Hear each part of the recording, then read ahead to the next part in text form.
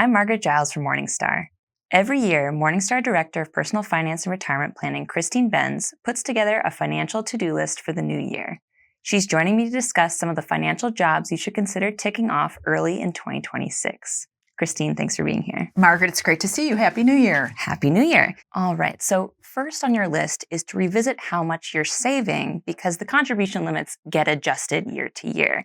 So what should people know? Right. So for 2026, if you're contributing to an IRA, the contribution limit is going up to $7,500. If you're under age 50, $8,600. If you are over 50, so you get a nice catch-up contribution that is also inflation adjusted.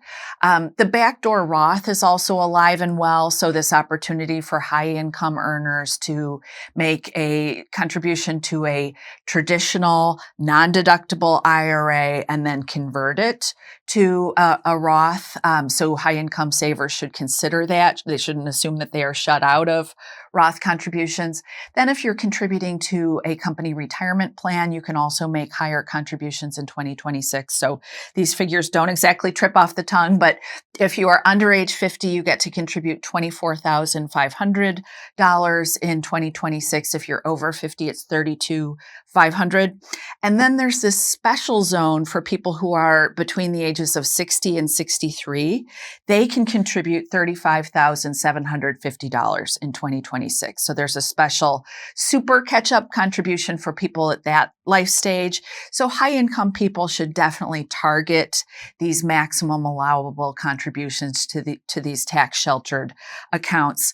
I also want to note, Margaret, there are some new rules related to catch-up contributions within 401k plans for higher income people. So the new rule is that if your income is above certain thresholds, your contributions, your catch-up contributions have to go up into Roth accounts. So people should have that on their radars. Most plans have added the ability to contribute to Roths, but check with your employer and see what they're doing to make sure that you're in compliance with those new rules about those catch-up contributions. Right, that's helpful to keep in mind. So for people who are already retired, you think a worthwhile practice is to check up on spending from the year that just ended. So what should retirees be looking for? Right, it's a good opportunity to check up on your budget in the year past, to see where you spent your money and how much you spent of your portfolio. Every year, our team has been putting out this research around safe portfolio spending rates. So if the idea is that you want your portfolio to last over your whole retirement time horizon, how much you can reasonably spend. When we revisited the research in 2025, incorporating some forward-looking forecasts from a team within Morningstar Investment Management, we came out with 3.9% as a safe starting withdrawal for people who have an approximately 30-year time horizon. But my hope is that people don't just take that 3.9 or 4% and run with it, because in many scenarios that will lead to significant underspending and really depriving themselves of a better quality of life that they could otherwise have if they were willing to investigate some of the other spending systems that we look at in the paper. So Amy Arnott, one of the co-authors of the paper, explores a variety of dynamic spending systems that more or less tether spending to what has gone on in the portfolio over the past year. And she found that people with a 30-year horizon can spend closer to like 6% if they're willing to make significant adjustments in their spending based on how their portfolios have behaved. So I would urge people to check out some of those flexible spending strategies. I think they're better than that very sort of flatline base case scenario that we use.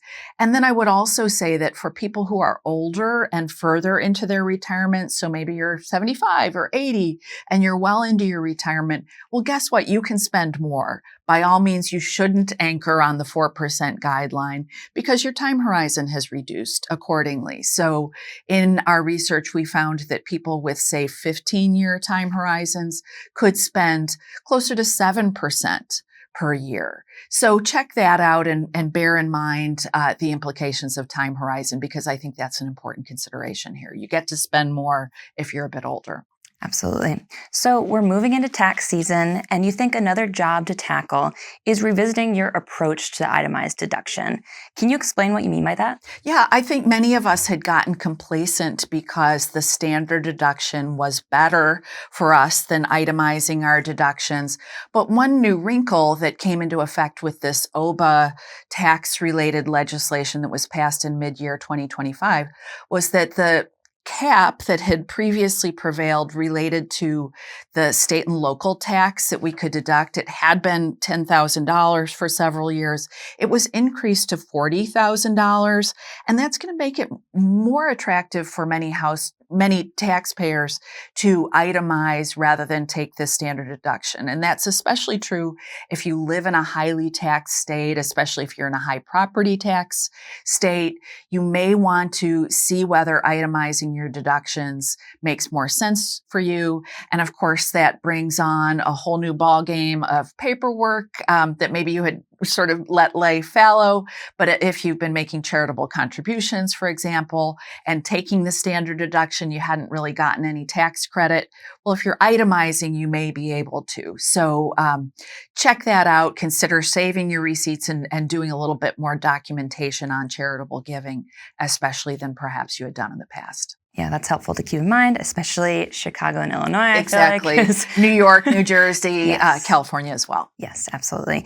So to wrap up here, you think that tax season is also a great time to check up on your portfolio's tax efficiency. So what should people be looking out for? Right. In the coming months, people will be getting their 1099s if they have taxable holdings and they've made income or capital gains distributions. Pay attention to the numbers on those forms that are coming in and see whether you are taking advantage of tax efficient asset locations. So do you have the right investment types siloed in the right account types? With income distributions higher, with interest rates generally higher than they were several years ago, many people have more meaningful income distributions, especially from fixed income and cash holdings that are taxed at their ordinary income tax rate. Ideally, you would have those holdings siloed within your tax sheltered account types. If you're a high income person, perhaps municipal securities, both a municipal money market and municipal bond funds might make more sense if you want to hold fixed income or cash within those accounts.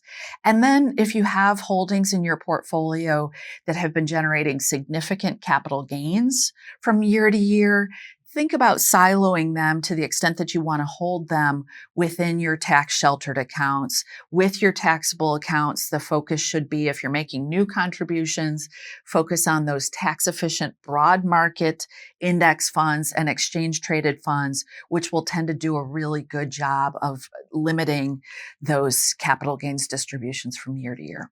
All right. Well, these are helpful to-dos to kick off the start of the year. Thanks, Christine. Thanks so much, Margaret. I'm Margaret Giles with Morningstar. Thanks for watching.